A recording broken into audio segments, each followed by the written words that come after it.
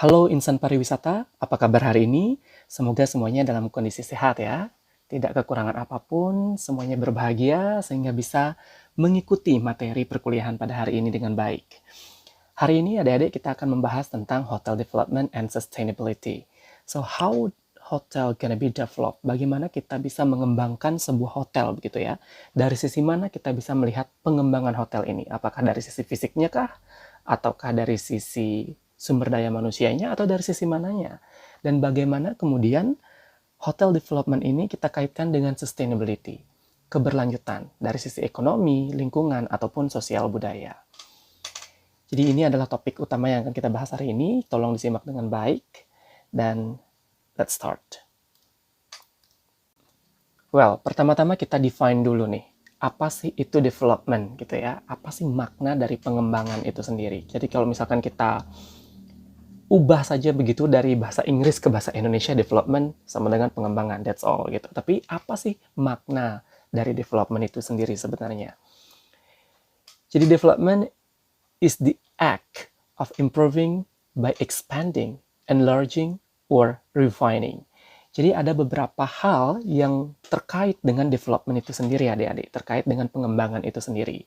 Jadi development itu di sini diartikan sebagai sebuah usaha itu atau kegiatan dalam melakukan improvement atau perbaikan dengan cara expanding, jadi dia di-expand, dibesarkan gitu, memperbesar istilah lainnya, kemudian juga bisa enlarging, memperluas begitu, dan juga refining, memperbaiki yang ada. Jadi ada beberapa karakteristik dalam development itu sendiri. Apakah kita membangun, membuat yang lebih besar begitu, ataukah memperluas yang awalnya mungkin sempit, kita tambahkan lagi, diperluas lagi, dan yang ketiga adalah refining, memperbaiki yang sudah ada. Itu juga termasuk dalam fase development gitu. Nah, begitu juga dengan hotel.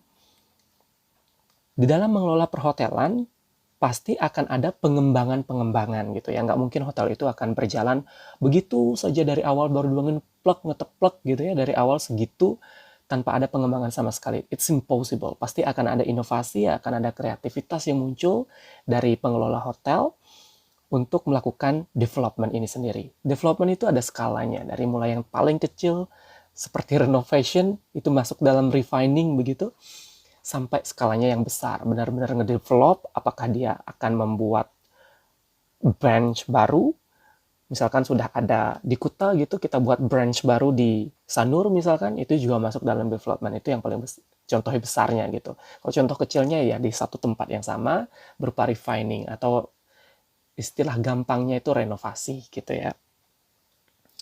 Nah, dari tiga hal ini, ada expanding di sini, kemudian ada enlarging di sini, dan ada refining di sini. Dari tiga hal yang bisa dilakukan dalam hal development sebuah hotel itu, kemudian muncul pertanyaan di sini adik-adik. Which part of hotel do we need to develop? Nah, ketika kita ingin kemudian mengembangkan hotel, dari sisi apapun itu, muncul pertanyaan ini. Bagian mana nih yang akan kita develop, yang akan kita kembangkan, gitu kan? Kita harus fokus nih di sini. Apakah kita akan mengembangkan fisiknya? Apakah kita akan mengembangkan fasilitasnya? Apakah kita akan mengembangkan sumber daya manusianya? Atau apanya? Gitu. Kalau misalkan keseluruhan, oke, mungkin kita buat branch baru keseluruhan akan terangkat. Jadi semuanya di-develop di sana. Tapi kalau misalkan kita melakukan refining di sini, maka mungkin salah satu saja yang diambil gitu. Nah, ini yang akan menjadi pertimbangan-pertimbangan ketika melakukan development.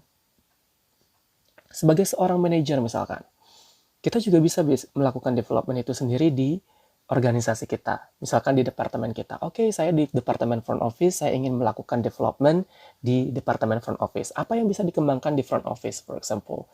Oh, satu, physically saya ingin renov sedikit bangunannya. Jadi di bagian receptionnya saya ingin tambahkan ini, tambahkan ini, tambahkan ini. That's development. Oke, saya di culinary, F&B service. Saya ingin meningkatkan pelayanan. Jadi yang awalnya mungkin restonya buka dari jam 8 sampai jam 7 malam, for example. Kemudian saya ingin kembangkan lagi nih, biar bisa buka sampai jam 10 malam, jam 11 malam, for example. That also means development. Jadi dari yang hal-hal kecil sampai hal-hal besar. That's all development, gitu ya. Oke, next. Nah, ketika kita mengembangkan hotel, mendevelop hotel, kita harus lihat, tadi kan ada pertanyaan, bagian mana nih yang mau kita kembangkan, gitu kan. Nah, di sini saya merangkum ada 4 hal yang bisa kita lihat, yang kita bisa tinjau untuk kemudian dikembangkan dalam industri perhotelan. Yang pertama itu adalah physical dulu. Physical itu yang mana? Physical itu pasti udah bangunan fisik, adik-adik. Bangunan fisik dari sebuah hotel. Apakah itu mungkin temboknya, catnya, atau mungkin ornamennya, stylenya, atau apapun itu terkait dengan bangunan, that's physical.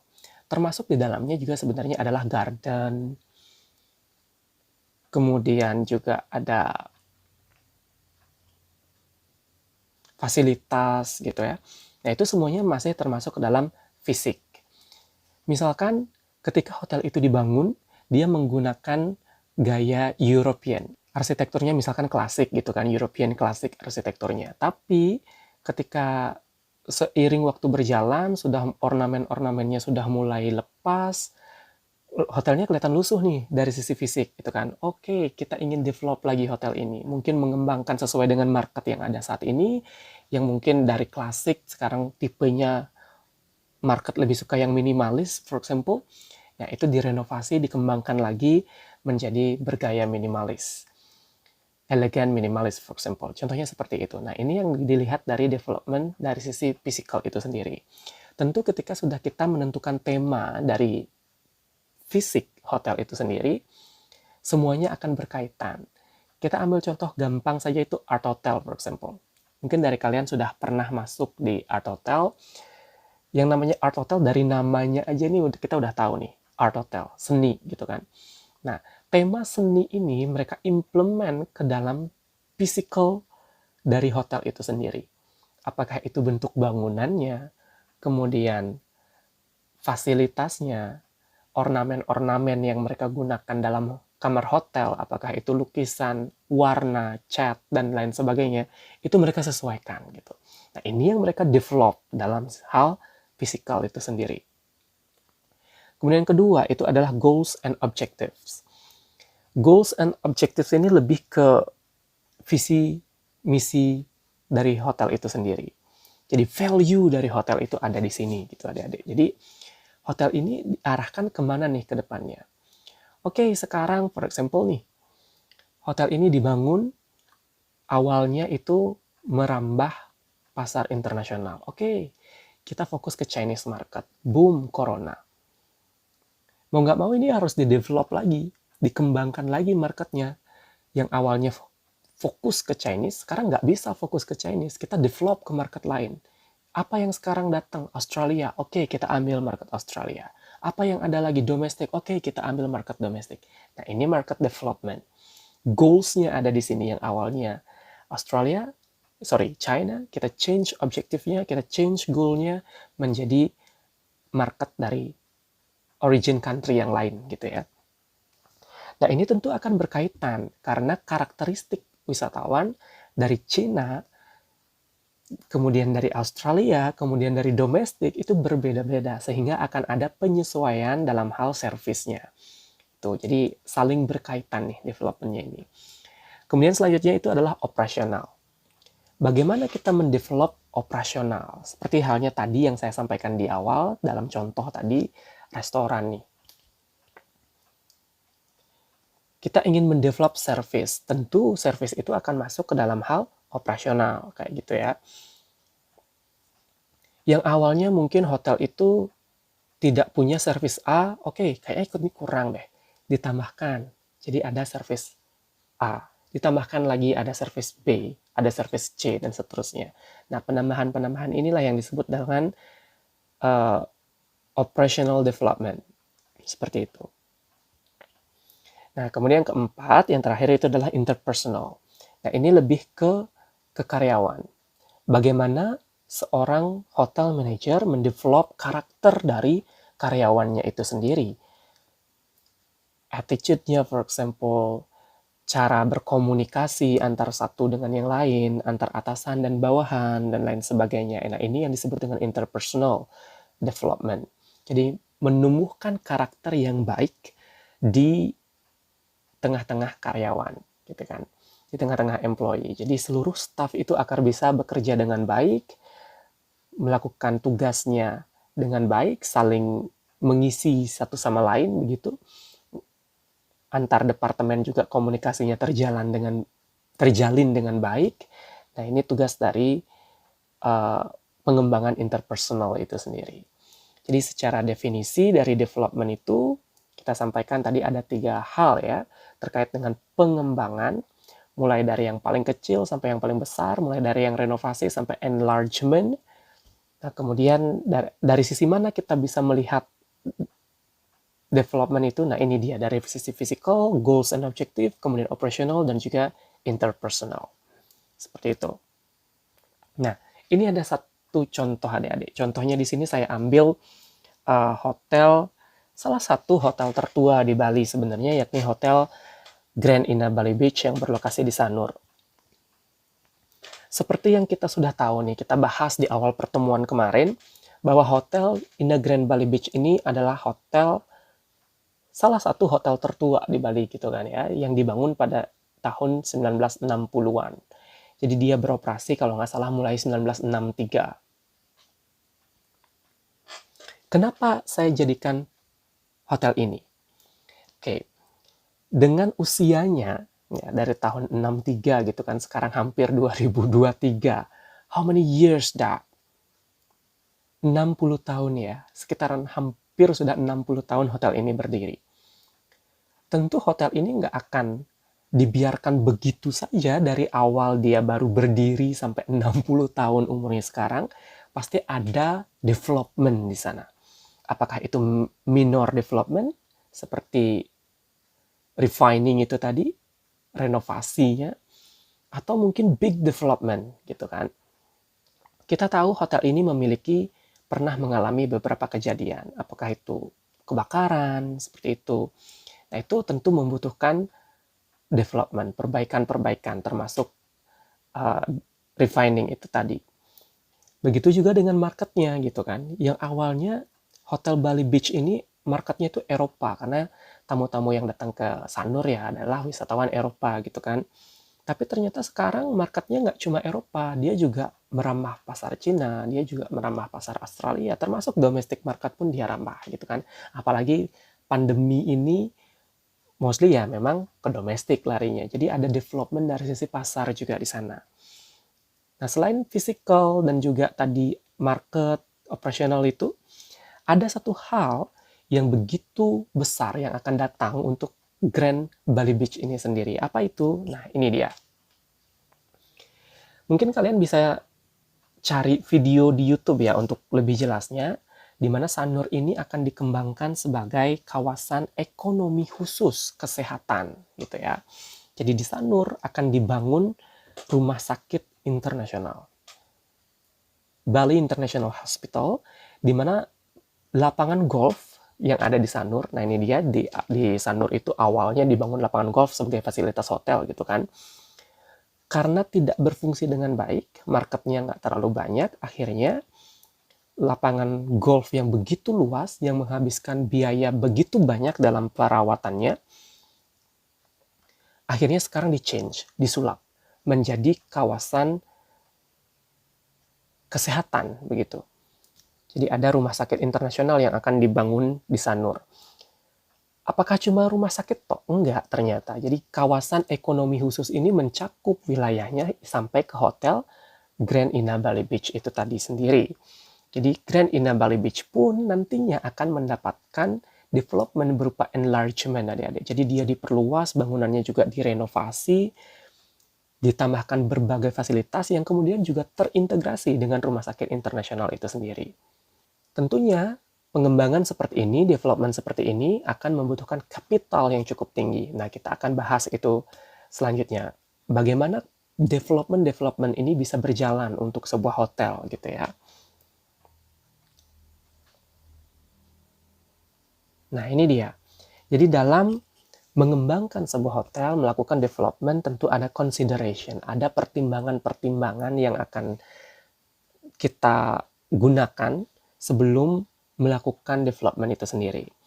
Yang pertama itu tentu adalah regulation, yang kedua adalah financial, dan yang ketiga adalah environmental gitu.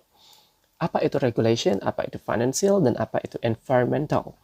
Yang pertama itu adalah regulation. Kita tahu regulation itu adalah aturan. Nah, kalau dalam pengembangan, aturan ini kita lihat dari sisi mana gitu ya. Pertama, tentu kita akan lihat aturan dari hotel itu sendiri, dari sisi manajemen.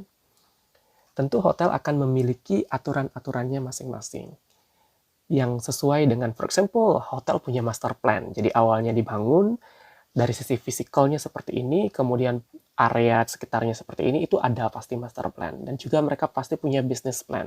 Nah, ini bisa mungkin dijadikan sebagai salah satu regulasi atau aturan dasar yang ada di sebuah company atau perusahaan, dalam hal ini adalah hotel. Nah, ini aturan yang paling dasar yang akan kita lihat untuk development ke depan. Kemudian dari sisi lain, dalam hal pengembangan dalam skala yang cukup besar, enlargement itu tadi, salah satu contohnya seperti Sanur tadi, akan dibangun kawasan ekonomi khusus begitu, tentu regulasi ini akan menjadi lebih complicated, adik-adik. Sangat-sangat complicated. Kenapa dia complicated? Karena sudah tidak hanya berkaitan dengan company itu tadi. Tidak hanya aturan yang ada di hotel saja, tapi aturan-aturan lainnya yang skalanya jauh lebih besar. For example, Perda, peraturan daerah, apakah itu daerah tingkat kabupaten ataupun daerah tingkat provinsi. Kemudian undang-undang. Wilayah itu tuh apakah wilayahnya wilayah konservasi ataukah wilayah memang pemanfaatan atau apa, itu beda-beda nanti undang-undangnya. Termasuk KEK nih, kawasan ekonomi khusus, itu memiliki undang-undangnya sendiri. Jadi setiap pengembangan itu harus sesuai dengan aturan-aturan yang berlaku, jangan sampai bertentangan dengan aturan. Yang ada development-nya nggak akan bisa jalan. Sekalipun jalan, ketika sudah jadi akan terganjal oleh aturan itu tadi. Jadi mungkin akan disegel atau lain sebagainya. Akan ada konsekuensi-konsekuensi yang mengikuti jika kita melanggar aturan. So the first thing, make sure you have the rules gitu ya. Jadi kamu tahu bagaimana aturan-aturan yang berlaku. Kemudian yang kedua adalah financial. Ini juga sesuatu yang sangat mendasar ketika kita sudah firm dengan development, sudah sesuai dengan aturan, selanjutnya kita harus tahu finansial kita sejauh mana. Jangan sampai melakukan pengembangan, jor-joran, besar-besaran, dananya kurang. Akhirnya pengembangannya mangkrak. Itu banyak kasusnya terjadi seperti itu.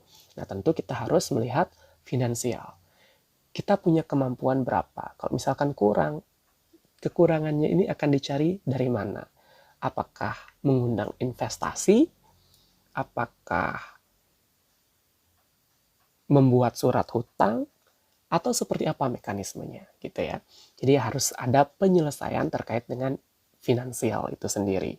Ini harus jelas ini, karena finansial ini juga akan berkaitan dengan ROI, return of investment. Kalau misalkan dia baru bangun hotel ataupun dalam hal pengembangan juga misalkan mengundang investasi lain, tentu investor akan menginginkan yang namanya ROI, return of investment. Dalam berapa tahun nih uang dari investor itu akan kembali berupa keuntungan. Seperti itu contohnya. Nah, yang ketiga itu adalah environmental. Nah, ini juga krusial begitu karena dalam pengembangan apapun itu, apalagi hotel, kita tahu hotel itu adalah salah satu bisnis yang menghabiskan sumber daya yang sangat besar, adik-adik. Apalagi hotelnya hotel gede gitu ya. Punya 100 kamar aja. Itu berapa air yang diperlukan? Berapa listrik yang diperlukan? Berapa polusi yang dihasilkan gitu ya. Jadi impact-nya terhadap environment itu sangat-sangat besar. Jadi di sini harus kita consider environment ini. Ketika kita melakukan pengembangan, berapa penambahan daya listrik yang diperlukan? Berapa penambahan debit air yang diperlukan? Dari mana itu asalnya? Air terutama. Karena berdasarkan regulasi sebenarnya air tanah itu nggak boleh gitu ya. Ada aturannya. Kalau misalkan menggunakan air tanah itu seberapa, itu ada aturannya. Selebihnya dari mana, misalkan dari PDAM dan lain sebagainya. Nah, itu kita bisa pertimbangkan. Bagaimana dengan limbah yang dihasilkan? Seperti itu. Limbah padat, limbah cair, kemana dibawa, di mana diolah? Apakah air limbah yang dihasilkan oleh hotel itu bisa didesalinasi, bisa didaur ulang, sehingga bisa digunakan untuk penyiraman tanaman misalkan. Nah, ini hal-hal seperti ini yang perlu dipertimbangkan ke depannya. Apalagi hotelnya memiliki fasilitas lapangan golf, itu perawatannya luar biasa ya, tidak hanya air, pupuk, dan lain sebagainya, itu juga bisa berpengaruh terhadap ekosistem lingkungan yang ada di sekitar lapangan golf itu sendiri. So, the street things is the most important things, bukan berarti tidak ada yang lain, mungkin ada beberapa konsiderasi lain yang bisa dipertimbangkan, dijadikan bahan dasar acuan dalam melakukan development begitu, tapi 3 hal ini adalah 3 hal yang paling krusial. Yang pertama adalah regulation, kemudian yang kedua adalah financial, dan yang ketiga adalah environmental. Jadi make sure ketika melakukan development, ketiga hal ini sudah ada di dalam pertimbangan kalian, seperti itu. Oke, kita lanjut. Next. Where do we start from? Jadi ketika kita melakukan pengembangan, dari mana nih kita harus memulai melakukan pengembangan hotel itu? So, before we decide to develop a hotel, answer the question first, gitu ya. Jadi sebelum kita melakukan pengembangan terhadap suatu hotel, jawab dulu nih pertanyaan-pertanyaan ini, gitu. Pertama, what kind of hotel will we develop? Hotel macam apa nih yang mau kita bangun, yang mau kita kembangkan? Apakah kita ingin mengembangkan villa? Apakah kita ingin mengembangkan resort? Apakah kita ingin mengembangkan city hotel? Atau apa? Ini harus jelas dulu, sehingga firm nanti. Karena jenis hotel ini akan sangat berpengaruh terhadap lokasi misalkan, market misalkan, pembiayaan misalkan. Wah, implikasinya kemana-mana. Jadi this is very important to know apa jenis hotel yang akan kita kembangkan. Kemudian yang kedua, ketika kita sudah tahu kita ingin mengembangkan apa, is there any market? Ketika kita ingin mengembangkan resort, ada nggak pasarnya? Ada nggak kira-kira wisatawan atau tamu yang akan menginap di resort? Ketika kita ingin mengembangkan city hotel, di mana itu lokasinya? Ada nggak pasar di daerah sana yang akan menginap di city hotel dan lain sebagainya? Jadi kita harus tahu nih. Kemudian yang ketiga, where the funding came from? Jadi dari mana pembiayaannya? Dari mana dananya gitu? Seperti yang saya sampaikan tadi, apakah dari investor, apakah dari bank, ataukah dari pinjaman apa gitu. Kemudian selanjutnya, will it be profitable? Apakah ini akan bisa memberikan keuntungan gitu kan? Apakah bagi investor, apakah bagi karyawan juga tetap perlu keuntungan berupa gaji gitu kan mereka. Dan bagaimana ROI-nya? Kapan return of investment-nya bisa didapatkan? Nih, perlu dipertimbangkan.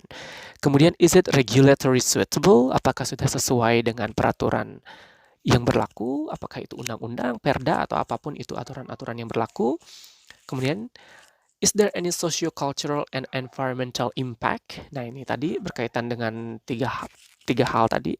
Socio-cultural, apakah dari masyarakatnya akan menerima benefit? Apakah mereka akan setuju, mendukung, ataukah menolak pembangunan ini? Dan bagaimana juga dengan environmentalnya, lingkungannya itu seperti apa gitu. Oke, kita lanjut ya.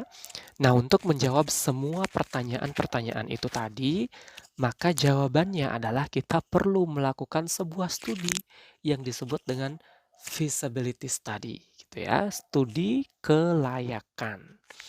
Nah, dari studi inilah kita akan bisa menjawab semua pertanyaan itu tadi. Termasuk juga dengan konsep-konsep di awal, pertimbangan-pertimbangannya, consideration-nya, dan segala macamnya akan semua terjawab melalui feasibility study ini sendiri. Apa sih feasibility study? Apa itu yang dimaksud dengan studi kelayakan gitu? A feasibility study is an assessment of a particular A feasibility study is an assessment of the practicality of a project or system. Jadi studi kelayakan ini sebenarnya penilaian, adik-adik, assessment gitu ya, terhadap project tertentu gitu, terhadap sistem tertentu. Termasuk di sini misalkan sistemnya atau project yang kita bahas adalah tentang pengembangan hotel. Nah, ini kita perlu melakukan penilaian atau assessment. Nah, ini yang disebut kemudian dengan feasibility study atau studi kelayakan. A feasibility study aims to objectively and rationally uncover the strength and weakness of an existing business or proposed venture, opportunities and threats present in the natural environment, the resources required to carry through, and ultimately the prospect for success, gitu ya. Jadi sebenarnya di sini kita juga akan tidak jauh-jauh dari yang namanya SWOT gitu.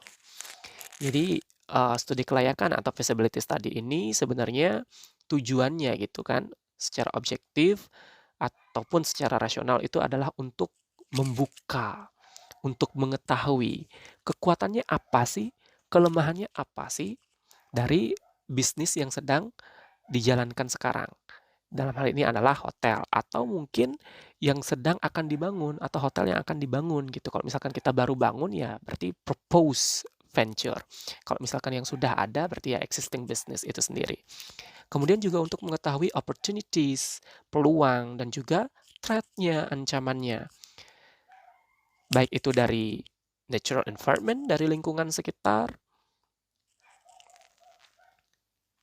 kemudian sumber daya yang diperlukan untuk melakukan pengembangan ini, dan tentunya adalah prospek kedepannya seperti apa, bagaimana caranya untuk bisa pengembangan atau development yang kita lakukan ini bisa berjalan dengan sukses atau dengan lancar. Nah, ini dia tujuan dari dilakukannya feasibility study itu sendiri. Apa aja sih yang sebenarnya dinilai, yang di-assess gitu ya dalam feasibility study? Yang pertama itu adalah technical feasibility. Nah, ini terkait dengan hal-hal teknis adik-adik.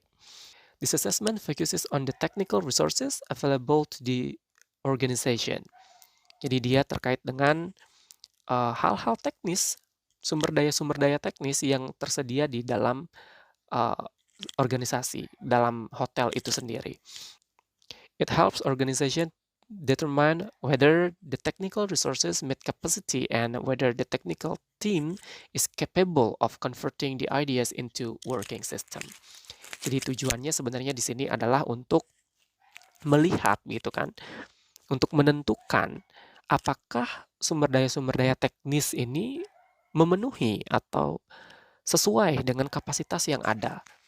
Apakah dari kapasitas tim misalkan, oh mereka bisa nggak ya melakukan hal A, melakukan hal B gitu kan, sesuai dengan idea atau mengkonversi, menjadikan ide-ide itu sebagai kenyataan. Oke, saya mau renov hotel itu seperti tadi, misalkan saya ingin mengembangkan servis di restoran yang awalnya sampai jam 7 malam, sekarang sampai jam 10 malam gitu kan. Sumber daya yang ada ini capable nggak untuk itu? Gitu kan. Ada nggak karyawan yang bisa kita gunakan, yang kita bisa gunakan tenaganya ya, kita bisa gunakan tenaganya untuk melayani tamu sampai jam 10 malam misalkan, seperti itu. Nah, ini hal-hal teknis yang perlu kita pertimbangkan. Technical feasibility also involves the evaluation of the hardware, software, and other technical requirements of the proposed system. Jadi technical feasibility ini juga melibatkan begitu ya, evaluasi dari hardware, software, jadi alat-alat yang kita gunakan di hotel setiap hari, dan berbagai keperluan-keperluan teknis lainnya gitu, yang sesuai dengan tujuan pengembangan itu tadi. Jadi ini ya terkait dengan sangat-sangat teknis ya adik-adik, terkait dengan alat-alat ini. Oke, selanjutnya itu adalah economic feasibility. This assessment typically involves cost, benefit, analysis of a project, helping organization determine the feasibility, cost, and benefit associated with the project before financial resources are allocated. Jadi yang namanya economic feasibility, kita akan melihat nih kemampuan ekonominya. Berapa nominal yang kita perlukan untuk mengembangkan hotel. Jadi kita sudah tahu nih technical issues-nya seperti apa tadi. Oke, konsep pengembangannya seperti A, maka teknisnya seperti ini. Alat-alat yang diperlukan seperti A, B, C, D, E. Nah, ketika kita sudah tahu itu, kita harus tahu dana yang diperlukan itu berapa untuk menjadikan ide itu menjadi kenyataan gitu kan. Nah, setelah tahu dananya berapa, kita punya sumber daya berapa. Oh, kita perlu 200 juta, tapi kita baru punya 100 juta. Lagi 100 juta nyari di mana? Nah, ini gunanya economic feasibility. It also serves as an independent project assessment and enhance project credibility, helping decision makers determine the positive economic benefit of the organization and the proposed project will provide. Oke, jadi di sini tujuannya juga adalah untuk mengetahui nih, ke depannya dengan cost 200 juta itu tadi, return of investment-nya berapa lama? Kemudian keuntungannya akan berapa kira-kira dari 200 itu. Nah, ini kita bisa petakan di dalam economic feasibility ini. Jadi di sini ujung-ujungnya akan bisa membantu decision makers. Siapa decision makersnya dalam hal ini? For example, GM atau department head yang menjalankan development dalam departemennya masing-masing untuk menentukan gitu positive economic benefit. Jadi ke depannya itu keuntungan yang didapat dengan adanya renovasi, dengan adanya pengembangan ini seberapa gitu. Ketika misalkan sudah kita tahu, oh pasti untung ini dengan melakukan development ini, pasti kita akan mendapatkan untung yang lebih banyak. Jadi di situ dikatakan visible. Jadi kalau misalkan, oke, kayak tadi, kita mau mengembangkan servisnya sampai jam 10 malam di restoran, tapi ternyata udah nambah karyawan, udah nambah jam kerja, nambah gaji karyawan, pengeluaran dari hotelnya lebih banyak, ternyata dari jam 7 sampai jam 10 nggak ada tamu yang datang. Nah, artinya kan itu tidak memberikan keuntungan, maka economically not feasible. Ketika kita di sini melakukan analisis, oh bahwa dari jam 7 sampai jam 10 itu banyak nih tamu yang datang, sehingga keuntungannya bisa kita hitung gitu. Kita bisa perkirakan, oh dengan buka nambah 3 jam dari jam 7 jam 10 kemungkinan tamu yang akan kita bisa serve selama 3 jam itu mungkin sampai 100 tamu, masing-masing tamu minimal belanja berapa. Nah, kita bisa kalkulasikan kira-kira keuntungannya berapa. Nah, ketika kita tahu kita akan mendapatkan untung, it's gonna be economically feasible gitu ya. Nah, next, legal feasibility. This assessment investigates whether any aspect of the proposed project conflict with legal requirement like zoning laws, data protections, or social media laws. Let's say an organization wants to construct a new office building in a specific location. A feasibility study might reveal the organization's ideal location isn't zoned for the type of business. Jadi ini dia legal feasibility seperti yang saya sampaikan di awal tadi ketika kita membahas tentang Sanur, Grand Indah Bali Beach begitu. Tentu kita harus tahu nih legal feasibility-nya. Jadi dari aturan-aturan yang berlaku, dari undang-undang kah atau dari Perda, kita akan tahu kita boleh nggak membangun di daerah A. Ada nggak aturan-aturan tertentu yang mensyaratkan untuk membangun di sana seperti itu. Jadi harus tahu dulu nih zoning area-nya. Misalkan tadi Sanur, ternyata Sanur itu dikembangkan sebagai kawasan ekonomi khusus, ya pembangunan-pembangunan yang akan dilakukan di daerah Sanur ya sesuai dengan tujuan dari dibangunnya KEK itu sendiri. Jadi fasilitas misalkan akan menyesuaikan nantinya ke depannya, termasuk juga hotelnya itu sendiri gitu. Kalau misalkan kita mau bangun hotel di pinggir pantai, berapa jarak bangunan dengan bibir pantai? Berapa ketinggian bangunan yang diperbolehkan? Misalkan seperti itu. Nah, ini terkait dengan legal feasibility. Kemudian selanjutnya adalah operational feasibility. This assessment involves undertaking a study to analyze and determine whether and how well the organization needs can be met by completing the project. Operational feasibility studies also examine how a project plan satisfies and requirements identified in the requirement analysis phase of system development. Jadi operational feasibility ini sebenarnya penilaian terkait dengan kinerja. Terkait dengan kinerja gitu ya. Hampir mirip sebenarnya dengan technical feasibility tadi, Kalau misalkan technical feasibility lebih ke alat-alat tadi yang digunakan, sedangkan operational feasibility ini lebih ke sumber daya manusianya. Jadi bagaimana kita menilai kinerjanya. Butuh berapa orang, orangnya memiliki skill atau tidak, dan lain sebagainya. Nah, ini kita bisa lakukan assessment atau penilaian melalui operational feasibility. Kemudian terakhir adalah scheduling feasibility. This assessment is the most important for project success. After all project will fail if not completed on time. Jadi project apapun itu, development apapun yang kita lakukan akan dianggap gagal jika tidak sesuai dengan target atau waktu yang telah ditetapkan. In scheduling feasibility, an organization estimate how much time the project will take to complete. Jadi ketika kita ingin mengembangkan suatu, apakah itu fisik, apakah itu service atau apapun itu, tentu kita akan melakukan timing di sana. Berapa lama kita perlu waktu untuk melakukan pengembangan itu, gitu kan. Misalkan penambahan fasilitas, oke, kita mau beli alat-alat A, B, C, D. Kapan alat-alat itu akan datang? Kapan alat-alat itu akan bisa digunakan? In the meantime, sebelum alat itu datang, apa yang bisa kita lakukan? Nah, ini yang disebut dengan scheduling feasibility. And then, how do we adapt the 5 element of feasibility study in hotel development? Nah, itu tadi kan pengertiannya sebenarnya secara umum gitu ya. Jadi ada 5 elemen daripada feasibility study. Nah, sekarang kita fokuskan nih ke hotel. Bagaimana kita bisa mengadaptasi kelima elemen itu ketika kita ingin melakukan pengembangan di hotel kita sendiri. Apakah itu skala kecil, renovasi, ataupun skala besar gitu. Nah, ketika kita berbicara tentang technical feasibility tadi, tentu kita akan melihat nih, karena yang namanya technical terkait dengan alat gitu kan. Yang pertama itu hotel location dulu.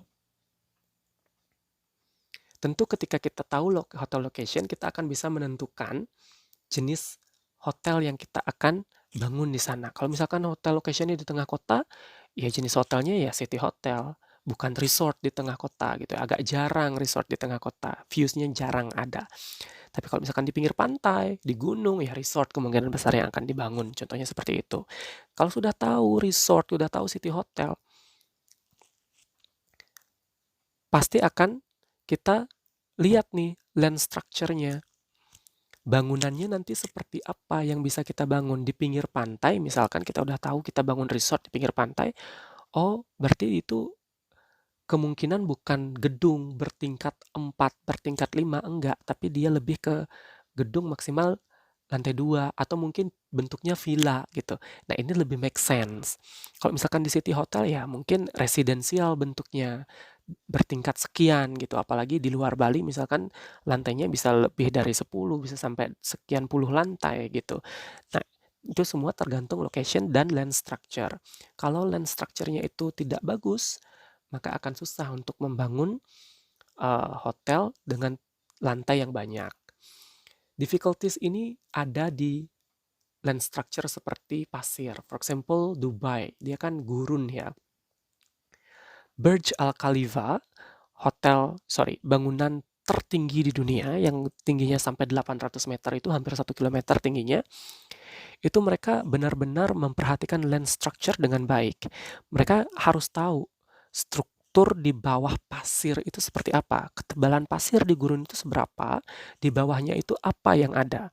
Sehingga mereka bisa menentukan bagaimana membangun penyangga ke bawah sedalam berapa meter, sehingga bisa untuk menyangga bangunan di atas land-nya itu, pasirnya itu, gurunnya itu setinggi sampai hampir 1 kilometer.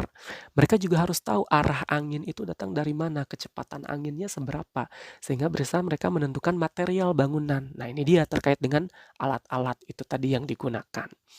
Kemudian hotel facilities. Nah, setelah bangunannya ada, di dalamnya akan dilengkapi dengan apa?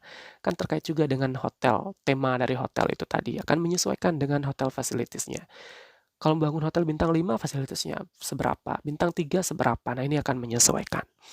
Kemudian juga ada travel trend. Nah, tren kunjungan wisatawan itu seperti apa sih? Nah, kalau misalkan di tengah pandemi ini orang ya pasti akan concern dengan kesehatan. Maka kita perlu alat-alat tambahan nih dari fasilitas hotel yang pada umumnya. Tambahannya apa? Oke, thermocheck misalkan. Jadi ada termometer. Mungkin sekarang udah nggak perlu termogan ya karena termometer yang infrared yang alatnya cukup besar, jadi dari jauh dia sudah bisa mendeteksi suhu tubuh kita. Nah, itu yang lebih banyak digunakan sekarang. Misalkan di bandara itu, ini udah semua dilengkapi dengan itu, dan di hotel pun sepertinya sudah mulai mereka menggunakan alat-alat seperti ini gitu. Dan tentunya sistem dari hotel itu sendiri juga perlu disiapkan. Misalkan PMS, Property Management System yang kita bahas kemarin, nah ini juga perlu dipersiapkan, di assessment gitu, dinilai apakah sudah ready atau tidak gitu. Kemudian selanjutnya adalah economic feasibility-nya.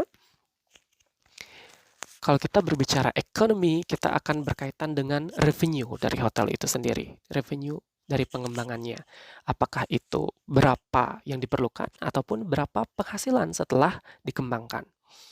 Nah, di sini kita akan melihat market demografi adik-adik. Jadi, kita akan melihat wisatawannya itu. Marketnya itu dari mana sih? Oke, marketnya market China. Bagaimana karakter wisatawan Cina? Berapa lama dia berlibur biasanya? Berapa spendingnya? Contohnya seperti itu.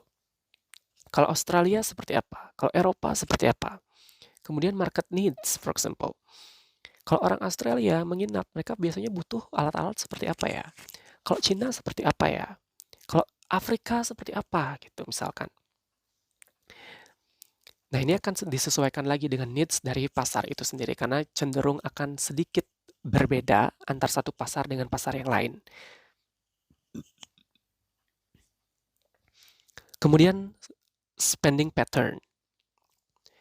Bagaimana pola pengeluaran dari tamu itu? Misalkan, oh tamu Cina itu biasanya dia akan lebih banyak menginap di hotel bintang 3 karena budget liburannya mereka sekian gitu. Nah, ini kita akan tahu dari economic feasibility ini. Oh, orang Eropa itu biasanya spending power-nya tinggi gitu. Spending pattern-nya tinggi. Dia loyal biasanya. Misalkan hotelnya dengan harga 7 juta per malam. Kemudian dia suka tour itu menggunakan travel agent dengan bus yang sudah teratur turnya gitu kan. Nah, ini kita akan bisa lihat karakter tamu dari sini. Kemudian buying power ini juga saling berkaitan ya. Spending pattern, buying power ini saling berkaitan. Kalau buying power ini lebih ke seberapa besar dia bisa mengeluarkan uangnya untuk sebuah fasilitas. Apakah itu hotel, apakah itu restoran, atau apapun itu gitu. Dan yang terakhir itu adalah competition. Nah, ini juga kita perlu lihat. Kalau misalkan di suatu tempat sudah ada banyak hotel menyediakan produk yang kurang lebih lama, berarti competition-nya sangat tinggi dan cenderung keuntungan yang akan didapat akan lebih sedikit. Kenapa? Karena udah persaingannya tinggi, pasti akan banding harga satu sama lain untuk mendapatkan market gitu kan. Nah, maka dari itu the more unique your product, the more benefit you will get gitu ya.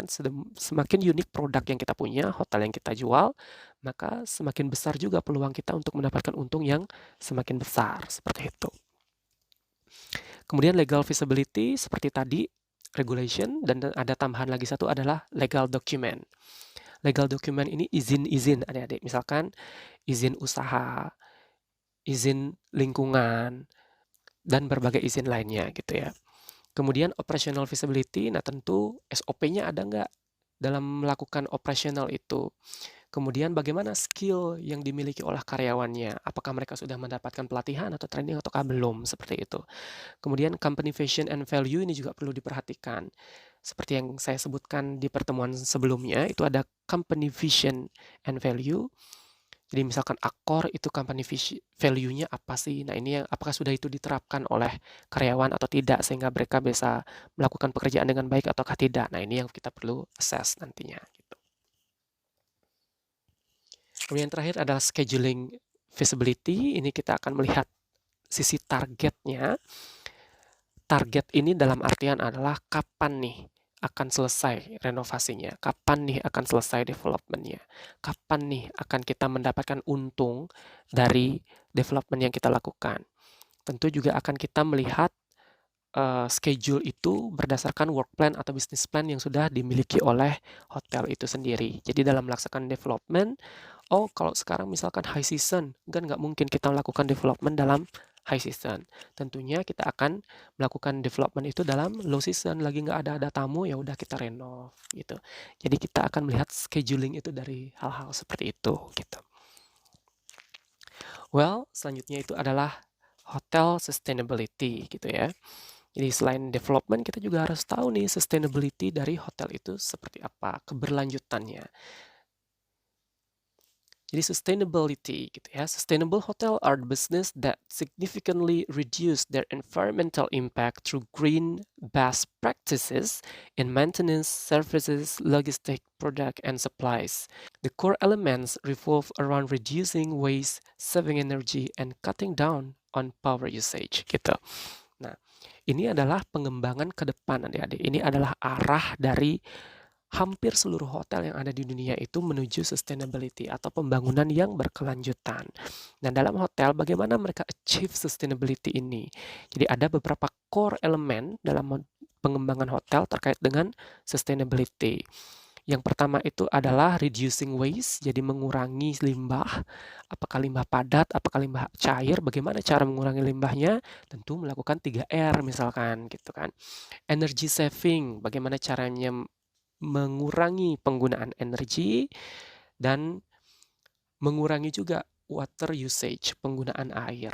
Apakah tadi ada desalinasi, jadi air limbahnya itu bisa disterilkan dan digunakan kembali untuk penyiraman tanaman misalkan, kemudian saving energy seperti yang saya sebutkan di pertemuan-pertemuan sebelumnya juga, misalkan penggunaan lampu yang hemat energi, yang bisa dimming dan lain sebagainya gitu. Nah, ini arah-arah pengembangan hotel menuju sustainability. Nah, ketika kita berbicara sustainability, adik-adik ada 3 pilar yang harus dilakukan, yang harus kita ketahui di sana. Yang pertama adalah social impact, yang kedua adalah environmental impact, dan yang ketiga adalah economic impact. Dan ini ketiganya harus berjalan dengan baik. Tidak boleh kita hanya mengukur dari sisi ekonomi aja. Oke, dari sisi ekonomi memberikan benefit, karyawan dapat gaji, dapat servis, kemudian menyerap tenaga kerja, oke ekonomi positif-positif gitu. Melupakan environment dan sosial. No way. Jadi ketiganya harus jalan, nggak boleh nih ekonomi aja. Satu sisi pembangunan hotel memang akan membuka lapangan kerja, akan memberikan manfaat ekonomi yang baik untuk masyarakat karena setelah mereka mendapatkan pekerjaan, mereka dapat gaji, mereka bisa memenuhi kebutuhan hidupnya. That's good. Pasti positif ekonominya. Bagaimana kemudian dengan lingkungan, aktivitas yang dilakukan di hotel? Apakah semua activity itu sudah bisa menjaga lingkungan dengan baik? Apakah tidak akan mengurangi persediaan air tanah? Apakah tetap bisa menggunakan renewable energy, misalkan listriknya tidak 100% dari listrik PLN, tapi bisa menggunakan listrik panel surya gitu misalkan. Nah, ini melihat dari sisi environmental. Kemudian dari sisi sosial, bagaimana sosial masyarakat, kondisi di lingkungan hotel itu sendiri. Apakah dengan adanya hotel akan merubah culture atau budaya masyarakat sekitar? Yang awalnya oke, masyarakat jadi petani, tiba-tiba semua beralih profesi menjadi perhotelan, pertaniannya hilang, atau mungkin budaya masyarakat yang zaman dulu kental dengan budaya adat dan tradisi, kemudian ada banyak hotel, ada wisatawan, mereka terkena asimilasi budaya, budaya aslinya hilang, digantikan dengan budaya baru, atau seperti apa gitu. Nah, ini yang perlu kita perhatikan dengan baik. Jangan sampai kita membangun hotel di situ, membawa impact negatif terhadap lingkungan, membawa impact negatif terhadap kondisi sosial. Make sure lingkungan tetap lestari dan budaya sosial di masyarakat juga bisa tetap terjaga dengan baik, seperti itu. Jadi ini 3 pilar dari sustainability, ada sosial, ada lingkungan, dan juga ada ekonomi. Ketiganya harus bisa berjalan dengan baik, begitu. Jadi demikian adik-adik, pertemuan kita pada minggu ini, kita membahas tentang development, bagaimana kita mendevelop sebuah hotel, apakah itu kita enlarging, melakukan perluasan, pembangunan baru, atau mungkin hanya sekedar renovasi, dan bagaimana pembangunan ini kemudian agar tetap mempertahankan konsep-konsep sustainability. Tentu semua pembangunan, semua pengembangan harus melakukan feasibility study dengan 5 elemennya itu tadi, tolong dipelajari dengan baik, diketahui dengan baik, sehingga kedepannya ketika kalian menjadi hotel manager, kalian ingin melakukan pengembangan, you have to know what to do. Kalian sudah tahu apa yang harus kalian lakukan. Dari mana kalian mencari dasar, consideration dalam melakukan pengembangan itu sendiri.